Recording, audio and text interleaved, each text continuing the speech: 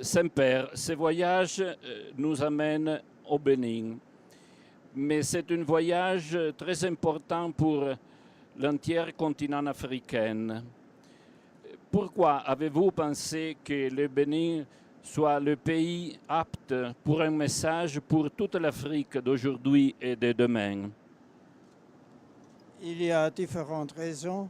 La première, le Bénin est un pays en paix extérieure et intérieure.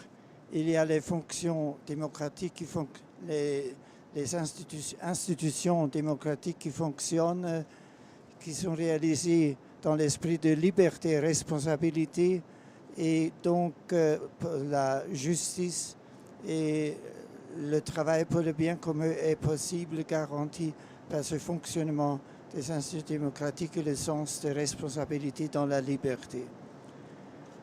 Une deuxième raison, il y a, comme dans la majeure partie des pays africains, une présence de différentes religions et une convivence pacifique des religions. Il y a les chrétiens dans leur diversité, pas facile toujours. Il y a le musulman, il y a finalement les religions traditionnelles. Toutes les trois religions ou différentes religions convivent dans le respect réciproque et dans la commune responsabilité pour la paix, pour la réconciliation intérieure et extérieure.